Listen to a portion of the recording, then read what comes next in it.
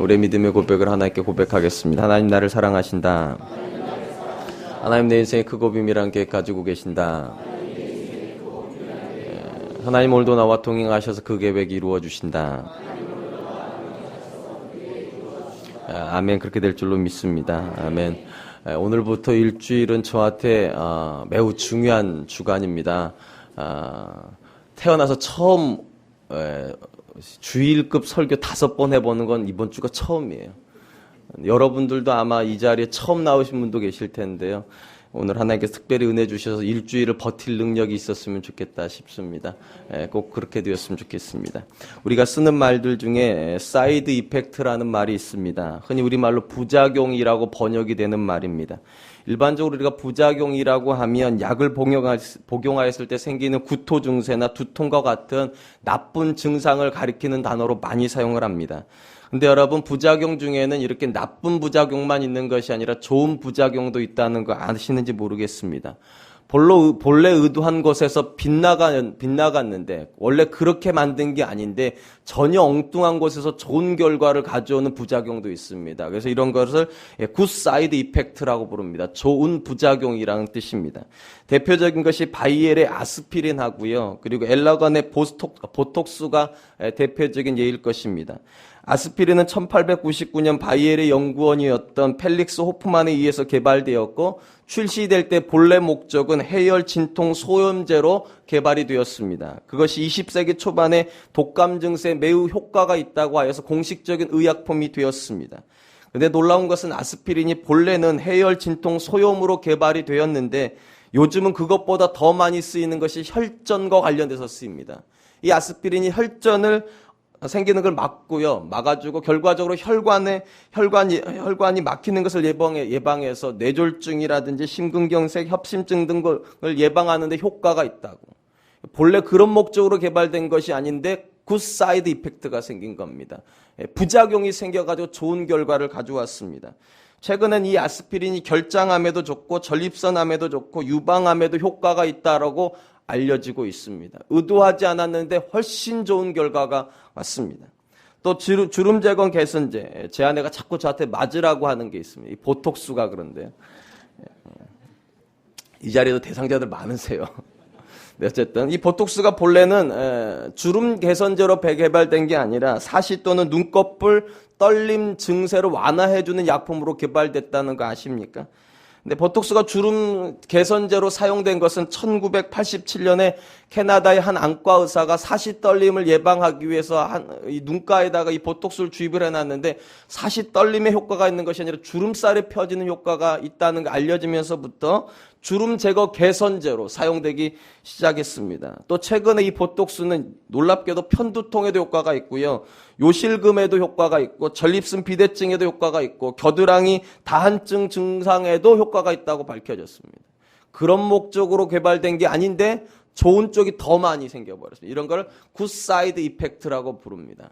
아마 이 자리에 오늘 새벽 예배 나오신 분들도 오늘 하루 종일 좀 두통이 있으실 거예요. 안 일어나다 일어났으니까요. 근데 물론 부작용도 있겠지만 좋은 증상도 있을 거예요. 일주일간 마음은 매우 기쁘실 거예요. 그리고 그 기쁨이 여러분의 스트레스를 다 녹여줄 줄 믿습니다. 저답지 않은 말을 하니까 상당히 힘드네요. 그래도 어쨌든 이번 한 주간이 정말 좋은 주간이 될 줄로 믿습니다. 우리는 살다 보면 내가 의도한 것이 아님에도 불구하고 뜻밖의 놀라운 기쁨을 만나는 경우가 있습니다. 분명히 그거는 잘못된 일인데 분명히 잘못된 선택이라고 생각했는데 그것이 뜻밖의 좋은 결과가 되어 돌아오기도 합니다. 흔히 우리가 세렌디피티라고 부르는 영어 단어가 이 뜻입니다. 뜻밖의 기쁨.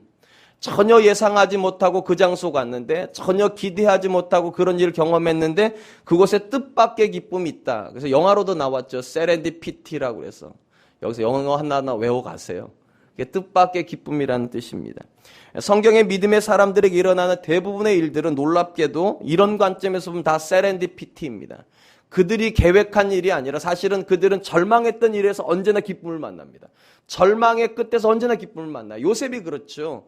애굽은 분명히 절망이었는데 그 끝에 기쁨을 만납니다. 뜻밖의 기쁨을 만나게 됩니다. 이 홍해라는 이야기도 역시 마찬가지일 겁니다. 애굽에서 출애굽해가지고 이스라엘이 제일 먼저 직진해 갔던 데가 홍해였습니다. 근데 여러분, 홍해가 그들에게 기쁨의 땅이었습니까? 사실은 그렇지 않았습니다. 부작용의 땅이었습니다. 그들은 그런 거 기대하고 출애굽한 게 아니었습니다. 홍해가 가로막고 있을 거라는 생각도 못했어요.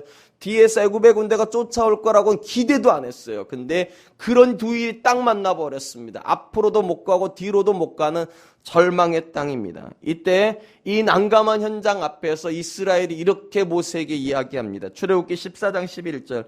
그들이 또 모세에게 이르되 애굽에 매장지가 없어서 당신이 우리를 이끌어내어 이 광야에서 죽게 하느냐? 어찌하여 당신이 우리를 애굽에서 이끌어내어 우리에게 이같이 하느냐? 이제 부작용이죠. 출애굽해가지고 생긴 부작용이 홍해입니다. 출애굽만 안 했으면 홍해 안 갔을 거고, 홍해만 안 갔으면 우리 안 죽을 텐데 왜 우리를 이리로 데려왔냐고. 그들이 모세를 힐난합니다. 쉽게 말하면 모세가 잘못된 선택을 했다는 거예요. 잘못되게 우리를 인도했다는 것입니다. 근데 여러분, 이곳에서 그들이 뜻밖의 기쁨을 만난다는 거 아십니까? 세렌디피티 현장이 됩니다. 어떻게 시작이 됩니까? 모세가 이렇게 선언하면서 시작이 됩니다. 출애굽기 14장 14절. 여호와께서 너희를 위하여 싸우시리니 너희는 가만히 있을지니라. 모세가 아주 매우 중요한 말을 합니다. 여호와께서 너희를 위해서 싸우실 것이다. 그걸 빼면 홍해는 절망의 땅이지만 그게 들어가면 홍해는 기대감의 땅이 될 거라는 것입니다.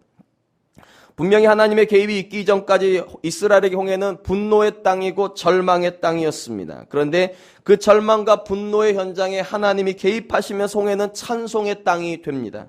하나님께서 홍해에 길을 여셨어요. 그래서 이스라엘이 지나가게 하셨어요. 그리고 길을 닫아버리셨어요. 그때 들어간 사람들이 애굽 사람들입니다. 그리고 그들은 함몰되었습니다. 수몰되었습니다. 그 애굽의 군대가 수몰되었을 때, 수장될 때 모세가 그 앞에 서서 이렇게 찬양하는 모습을 보여줍니다. 출애굽기 15장 2절로 3절. 여호와는 나의 힘이요 노래시며 나의 구원이시로다. 그는 나의 하나님이시니 내가 그를 찬송할 것이요 내 아버지 하나님이시니 내가 그를 높이리로다. 여호와는 용사시니 여호와는 그의 이름이시로다. 여호와는 용사시니 여호와는 그의 이름이시로다. 사랑하는 성도 여러분, 여러분의 2013년에 가장 중요한 키워드는 하나님인 줄로 믿습니다. 하나님이 싸워주시면 모든 현장에서 우리는 뜻밖의 기쁨을 만나게 될 것입니다. 분명 살다 보면 절망도 만날 것입니다. 정말로 마음 가운데 낙심도 될 것입니다. 그때 모세가 뭐라고 말합니까? 너희는 가만히 있어. 하나님께서 너희 하나님됨, 하나님께서 너희를 위해서 싸워주심을 경험하라는 것입니다. 그리고 그걸 기대하는 사람에게 하나님은 언제나 뜻밖의 기쁨을 주십니다. 여러분, 성경에 있는 모든 믿음의 사람들은 어김없이 그 인생 끝 어느 지점에서는 분명히 다 절망을 경험했습니다. 요셉도 그랬고 모세도 그랬고 다윗도 그랬고 다니엘도 그랬고 성경에 있는 사람들 중에 절망 없었던 사람은 한 사람도 없습니다. 근데 여러분, 모두가 절망했는데 다 찬양하지는 않았어요. 누가 찬양으로 인생을 끝맺습니까? 하나님을 기대하는 사람이에요. 하나님께서 오실 거라고 믿는 사람이에요. 하나님께서 싸워주실 거라고 믿는 사람들에게는 어김없이 뜻밖의 기쁨, 세렌디피티의 기쁨이 있었습니다. 저는 저와 여러분들에게도 분명히 제가 호언하죠. 어려운 일 있을 겁니다. 아멘 안 하실 줄 알았어요. 어려운 일 있을 거예요. 그때는 아멘 하지 마세요. 그러나 여러분, 그 어려움 중에도 하나님의 선한 뜻은 있는 줄로 믿습니다. 하나님께서 기어이 오실 것입니다. 그리고 기어이 우리를 위해서 싸워주시고 우리는 모세와 같이 찬양하게 될 것입니다. 하나님이 그분의 이름이시다. 여호와는 용사시다. 그분이 우리를 위해서 일하신다. 2013년은 더 그렇게 될 줄로 믿습니다. 여러분, 하나님 안에서 절망은 뜻밖의 기쁨이 되는 재료가 됩니다. 홍해라는 재료를 빚으셔가지고 하나님께서 이렇게 선언하시잖아요. 내가 너희를 위해서 싸운다. 여러분, 마라라는 땅이 쓴물이 난 땅이었습니다. 근데 여러분, 하나님께서 마라를 사용해서 어떻게 만들어주십니까? 내가 치료하는 여호와다. 너희를 치료하는 것을 경험하기 위해서 내가 마라의 현장으로 너희를 데리고 왔다. 그러므로 여러분, 하나님 안에서 문제를 보시기를 축원드립니다.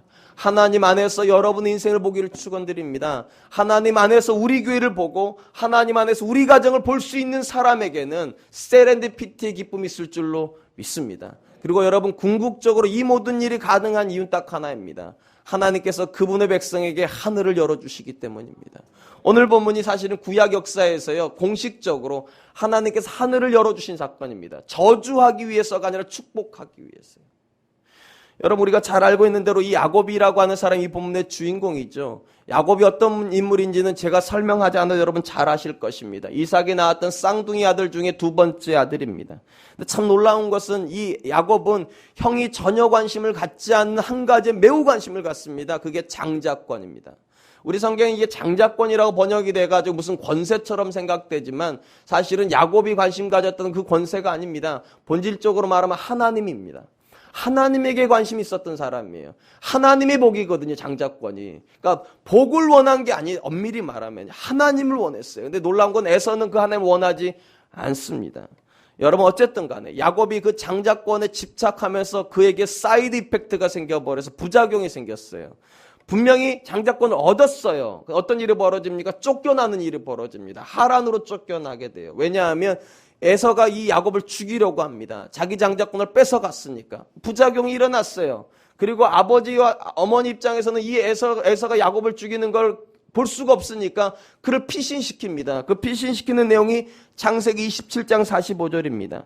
내 형의 분노가 풀려 내가 자기에게로 행한 것을 잊어버리거든 내가 곧 사람을 보내어 너를 거기서 불러오리라. 어찌 하루에 너희 둘을 이루랴. 그러니까 에서가 야곱을 죽이는 것을 볼 수가 없어서 이삭하고 리브가가 결정을 내립니다. 잠깐만 가 있으라고. 이때까지만 해도 이 부모는요, 야곱이 잠깐 가 있는 줄 알았어요. 근데 몇 년 걸립니까? 돌아오는 데까지 20년 걸립니다. 여러분, 야곱이 이럴 줄 알았으면 장자권 욕심냈겠죠? 아니요. 그래도 욕심냈을 겁니다. 야곱은 그러고도 남습니다. 20년 아니라 30년 걸렸어도 야곱은 욕심냈을 사람이에요. 그래서 하늘문을 열어주신 거거든요. 오늘 이야기의 결론이에요, 그게요. 이삭은 그렇게 쉽게 생각했던 것 같아요, 문제를요. 몇 년만 지나면 에서의 분노가 풀릴 거라고. 그러니까 잠깐만 가 있으라고. 이렇게 해서 야곱은 부모를 떠나서 하란으로 떠나게 됩니다. 외삼촌이 살고 있는 땅이기 때문입니다. 길을 가던 중에 야곱은 해가 지어서 들판에서 돌베개를 베고 잠을 잡니다. 여러분 한번 생각해 보세요. 여러분 야곱이라면. 돌베개를 베고 자면서 이랬겠죠. 야, 좋다, 편하다. 나 이제 장자의 축복받는다. 이랬겠죠.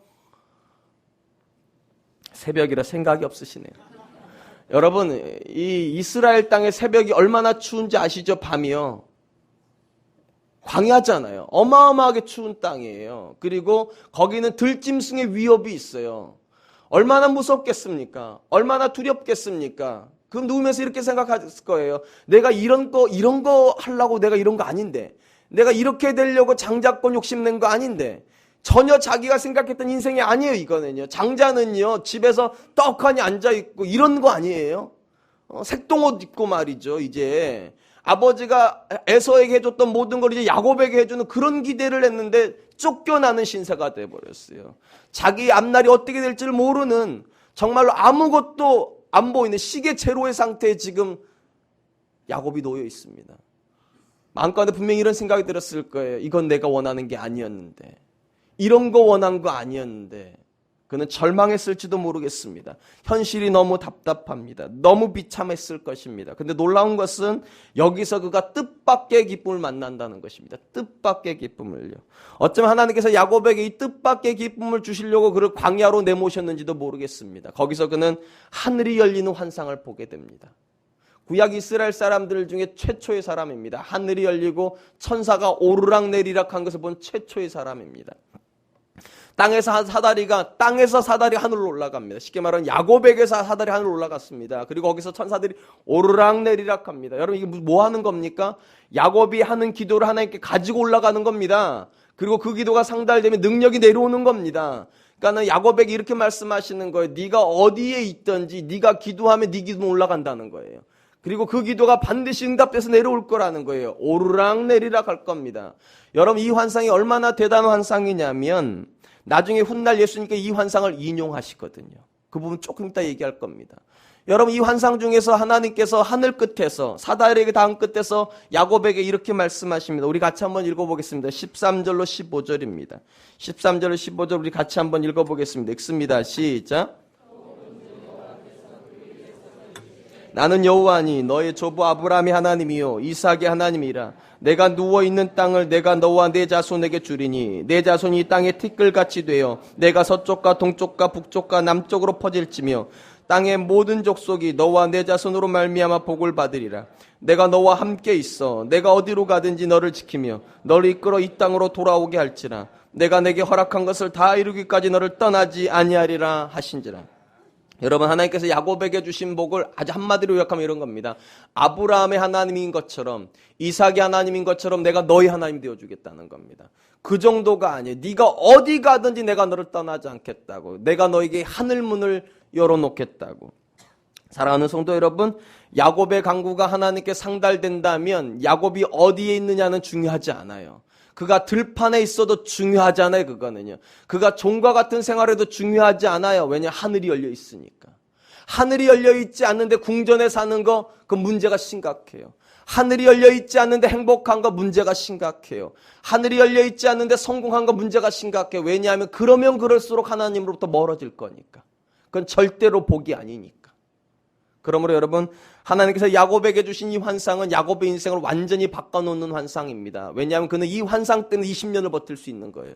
이 환상이 없었으면 그는 못 이겨냅니다. 왜냐하면 하란에 가서 그가 한 생활은 절대 좋은 생활이 아니에요. 20년간 속고 살았어요. 외삼촌한테요. 20년간 노예와 진배 없는 삶을 살았어요. 그런데도 그는 버텨냅니다. 왜요? 하늘이 열려 있으니까요. 그래서 저는 믿습니다. 여러분이 2013년에 어떤 일을 만나느냐보다 더 중요한 것은요, 어떤 사람으로 그 일을 만나느냐예요. 하늘이 열려있는 사람으로 그 일을 만나느냐, 하늘이 닫힌 상태로 그 일을 만나느냐. 하늘이 열려있으면 어떤 어려움도 괜찮아요. 그러나 하늘이 닫혀있으면 어떤 복도 여러분에게 문제가 됩니다. 어떤 복도요. 그래서 전 정말로 축원드립니다. 여러분들에게 하늘이 열리기를 축원드립니다. 그리고 하나님께서 야곱에게 하늘을 열어주셨다면 저와 여러분에게도 열어주시기를 기뻐하실 줄로 믿습니다. 여러분, 예수님께서 이 야곱의 환상을 귀하게 보셨어요. 그리고 그분이 하실 일을 야곱의 환상에 빗대어서 이렇게 얘기하십니다. 요한복음 1장 51절 또 이르시되 진실로 진실로 너희에게 이르노니 하늘이 열리고 하나님의 사자들이 인자 위에 오르락내리락 하는 것을 보리라. 이 이야기를 들었을 때 모든 이스라엘은 누구를 생각했을까요? 야곱을요. 야곱을. 그리고 이 의미를 예수님께서 뒤에서 이렇게 풀어주십니다. 요한복음 16장 24절 지금까지는 너희가 내 이름으로 아무것도 구하지 아니하였으나 구하라 그리하면 받으리니 너희 기쁨이 충만하리라. 무슨 말이냐면 예수님으로 말미암아 사다리가 하나님께 딱 연결이 될 거라는 거예요. 하늘이 열렸으니까. 그리고 예수님의 이름으로 기도하면 올라갈 거라는 거예요. 그 기도가요. 그리고 반드시 그 기도가 내려올 거라는 거예요. 그분의 이름으로요. 여러분, 놀라운 것은요, 이 예수님의 환상과 이 야곱의 환상은요, 매우 중요한 의미를 가진다는 겁니다. 야곱의 환상 이후에 야곱이 12아들을 얻습니다. 그리고 12지파가 형성이 돼요. 예수님의 이 말씀 이후에 이스라엘에게 12사도가 생깁니다. 그리고 이 12사도를 중심으로 12교회, 결국 12교회가 되거든. 한 사도 하나씩 교회를 담당하니까. 그러니까 여러분, 이스라엘 역사와 교회 역사는 공통점을 가지고 있어요. 하늘이 열린 사람으로부터 출발합니다.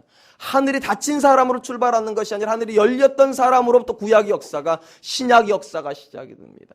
여러분 가정이 믿음의 가문을 누가 출발시키는 줄 아십니까? 하늘이 열린 사람이 출발시킵니다. 하늘이 열려 있으면 그 가정은 믿음의 가문이 될 줄로 믿습니다. 하늘이 열려 있으면 그 자녀의 인생도 열릴 줄로 믿습니다. 여러분, 돈으로 하늘문 여는 거 아닙니다. 성공으로 하늘문 여는 거 아닙니다. 하나님이 열어주셔야 열립니다. 하나님이 열어주셔야. 그러면 여러분, 궁금한 건 이것입니다. 왜 하나님께서 야곱에게 하늘문을 열어주셨을까요? 사실 이 부분은 참 이해가 안 되는 부분이에요. 여러분, 예수님에게 하늘문을 열어줬다고 여기서 항의할 사람 있습니까? 없죠. 왜냐하면 그분은 당연히 열려야죠. 하나님의 아들이신데.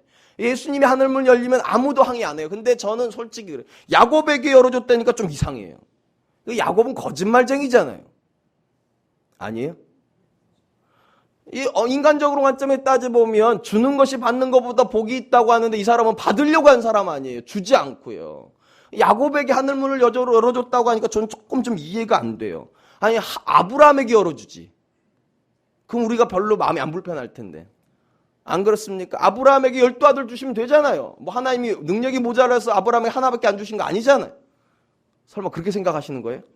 100세라서 하나밖에 안 되는 겁니까? 아니죠. 100세에 하나 남으면 101사에 또 하나 남으면 되죠. 충분히 아브라함에게 12아들 주실 수 있었어요. 아마 아브라함은 아니라고 쳐요. 나이가 많았다고 그러면. 이삭은 충분하잖아요. 이삭은. 그럼 이삭에게 12아들 줘서 12지파 하지 왜 아브라함도 아니고 이삭도 아닌 야곱이냐고요. 왜요? 왜? 여기에 참 저는 하나님이 특별한 뜻이 있다고 생각합니다. 아브라함 같은 사람에게만 하늘이 열린다면 우리는 도전 못합니다. 이삭과 같은 사람에게만 아브라함을 아버지로 두고 있는 이삭과 같은 사람에게 하늘 열린다면 우리 중에 도전할 사람 없어요. 근데 야곱에게 열렸다면 이거 문제가 달라요. 야곱은 좀 할만하잖아요.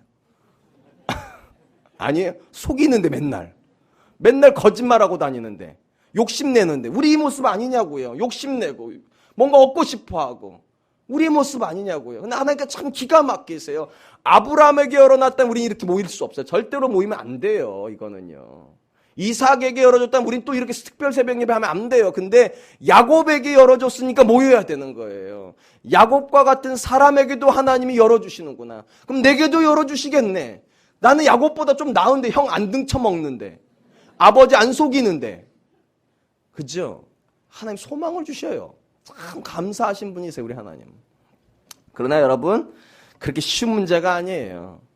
야곱이기는 하지만 야곱에게서 하나님께서 특별한 것을 보셨어요. 분명히 특별한 걸 보셨어요. 아브라함에게도 없고 이삭에도 없는 야곱에게만 있는 아주 특별함이 있었어요. 그게 무엇일까? 그게 오늘 설교의 핵심입니다. 도대체 무엇일까? 하나님 도대체 무엇을 보고 야곱에게 열어주셨을까? 야곱을 제끼고 요셉에게 열어줘도 되거든요. 사실 요셉이 훨씬 훌륭하잖아요. 요셉보다도 더 뛰어난 게 야곱에게 있는 거예요. 도대체 뭘까? 답은 하나예요. 맹목적인 열정이요. 맹목적인 열정이요. 하나님을 향하여서 마치 경주마처럼 거기밖에 안 쳐다보는, 다른 건 아무것도 쳐다보지 않은 맹목적인 열정이 아브라함에게는 없어요. 사실은요. 이삭에게도 없어요. 근데 야곱에게는 있어요. 여러분, 야곱이 어떤 사람이라고요? 둘째 아들이라니까요. 그 당시 문화권 속에서는요, 둘째 아들은 절대로 장자가 안 되는 거예요. 될 수가 없어요. 근데 야곱에게는 장애라는 게 없어요. 자기는 하나님을 원해요.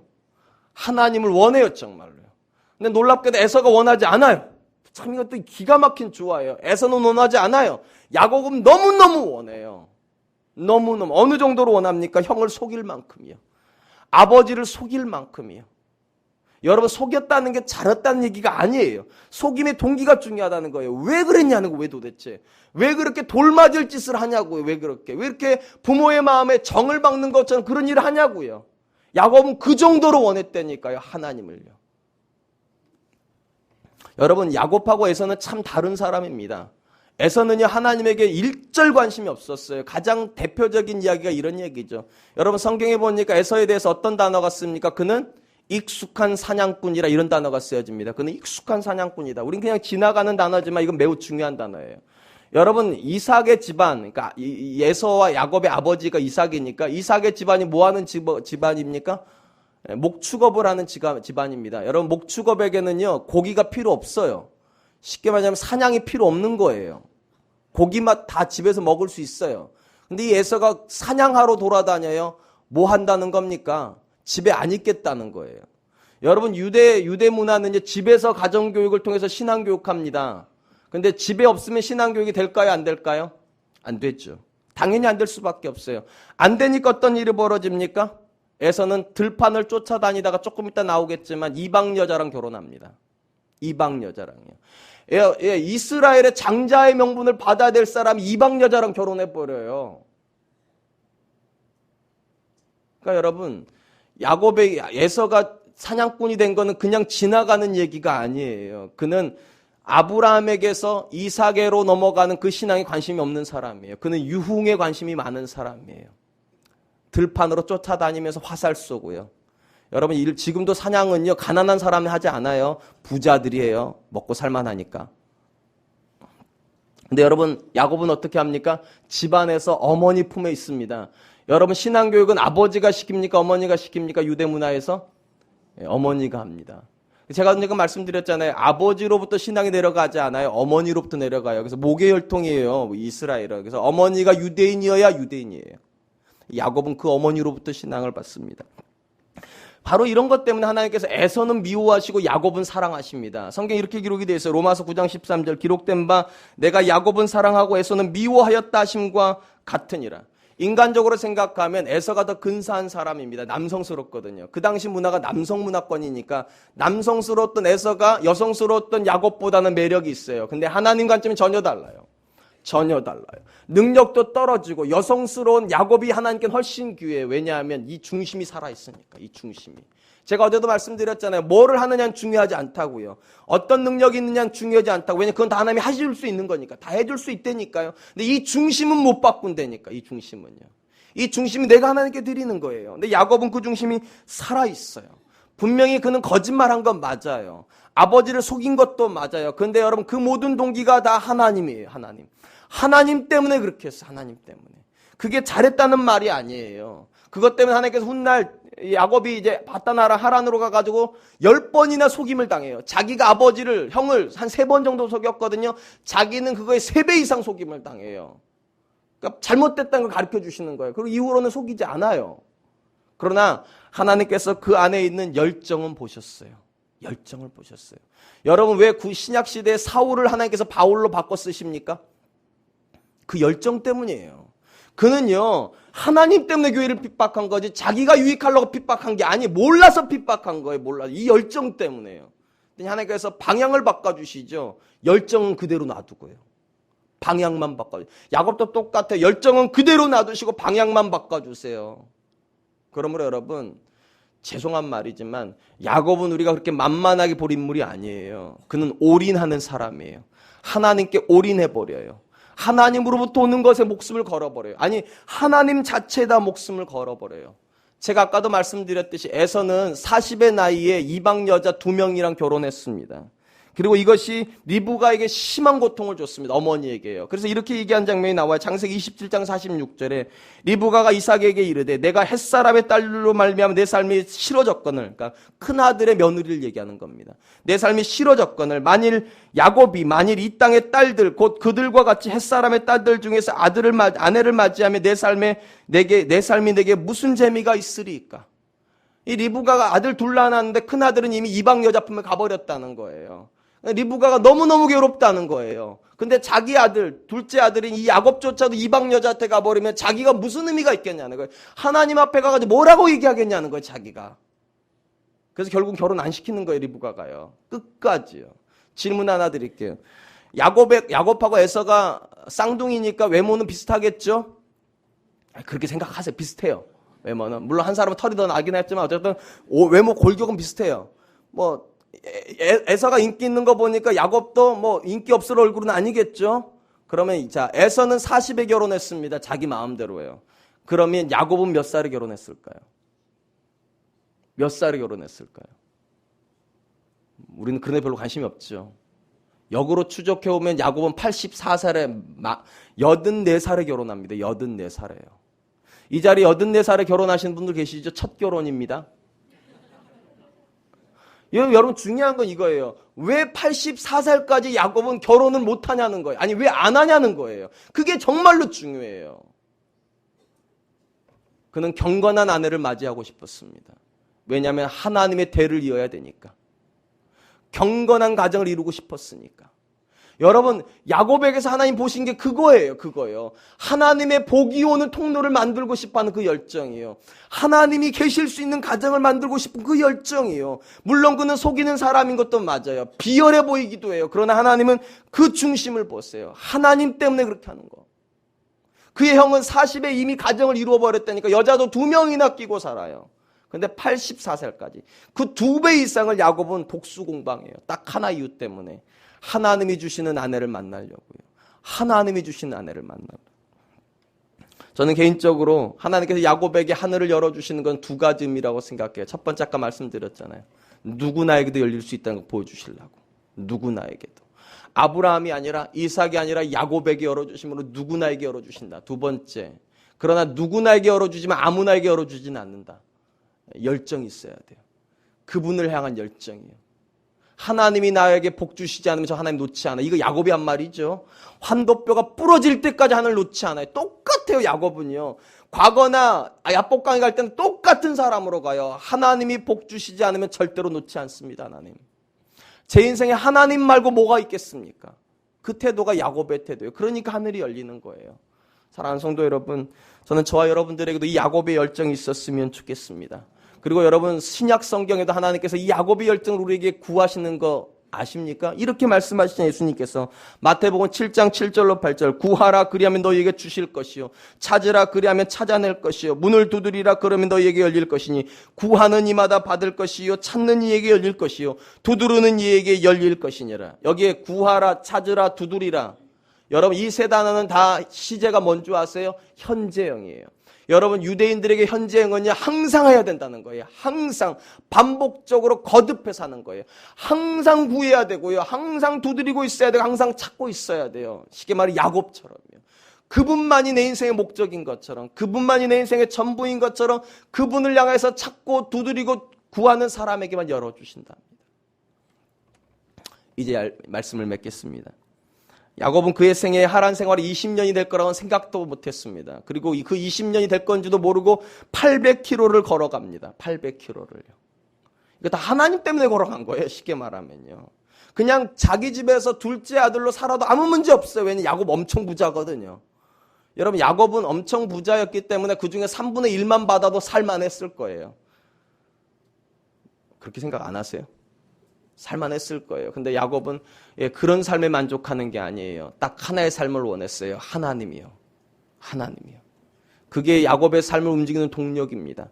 야곱을 하고 20년을 버텨내게 하는 힘이에요. 그리고 그에게 하나님께서 하늘 문을 열어주십니다. 그리고 그로부터 하늘이 오르락 내리락 하는 환상을 주세요. 그리고 이거로부터 이스라엘 역사가 출발이 돼요. 그러면 여러분, 이스라엘 역사는 어떤 역사인가? 하늘이 열려있는 역사예요. 그리고 하늘이 닫히면 망하는 역사예요. 내일 이제 우리가 살펴볼 이야기가 하늘이 닫히는 이야기예요. 여러분 인생에 혹시 하늘이 닫혀있지는 않습니까? 그런 문제될 거 없어요. 하나님 언제나 열어주시니까. 어떤 사람에게 열어두냐가 중요해요. 야곱과 같은 사람에게도 열어주세요. 인간적으로는 도무지 매력이 없는 사람들, 누가 보아도 에서보다는 뛰어날 게 하나도 없는 사람들, 바로 그 사람에게도 하나님 하늘을 열어주시길 기뻐하신다면 저와 여러분에게도 열어주시길 기뻐할 줄로 믿습니다. 그러나 여러분, 야곱에게 열어줬다고 해서 만만하게 보지 마세요. 야곱은 그렇게 만만하게 볼 인물이 아니에요. 목숨을 거는 인물이에요, 하나님께. 그의 환도뼈가 부러질 동안도 그는 하나님을 놓지 않는 사람이에요. 그는 기도의 사람이에요. 그러므로 여러분, 2013년 열린 하늘문으로 나가길 원하십니까? 야곱의 마음을 품으세요. 그분에게 올인하세요. 그분에게 집중하세요. 그분 없어도 살 것처럼 사는 사람에게는 절대로 하늘 안 열립니다. 예수님에게 왜 하늘을 열어주십니까? 그분은 하나님이 전부이시잖아요. 그분에게. 왜냐하면 그분이 하나님이시니까 또. 그러니까 여러분, 성경 분명해요. 올인하지 않았는데 열리는 하늘은 없어요. 제가 이제부터 앞으로 5일 동안 계속 이 하늘과 관련된 설교를 할 거예요. 다 공통점이 있어요. 올인한 사람에게만 하늘은 열리고요, 그 사람들에게만 능력이 와요. 하나님 앞에 발 하나 걸치고 세상에 발 하나 걸친 사람에게 하늘이 열리지는 않아요. 저는 우리 사랑과 은혜교회 2013년 이번 한 주간 정말로 뜨겁게 하나님 앞에 나와서 뜨겁게 기도하고 뜨겁게 찬양하고 뜨겁게 하나님을 열망하는 저와 여러분 되시기를 주님의 이름으로 축원드리겠습니다. 이 시간 우리 하나님 앞에 찬양을 드릴 텐데요. 원래 제목은 성령의 불로라는 제목이고요. 부제는 예수님 목마릅니다라는 찬양입니다. 여러분은 무엇에 목말라 있습니까? 야곱에게 우리가 물어본다 생각해 보세요. 당신은 무엇에 갈증을 느낍니까? 야곱의 대답 하나일 거예요. 오직 하나님. 오직 하나님. 하나님에게만 목말랐던 사람에게만 하늘이 열립니다. 이 시간도 우리 하나님께 이렇게 찬양했으면 좋겠어요. 하나님, 저도 하나님께만 목말라 있기를 원합니다. 하나님이 주시는 무언가가 아니라 하나님에게 목마르기를 원합니다. 이 시간 우리 하나님께 이 찬양 드리도록 하겠습니다. 예수님 목마릅니다.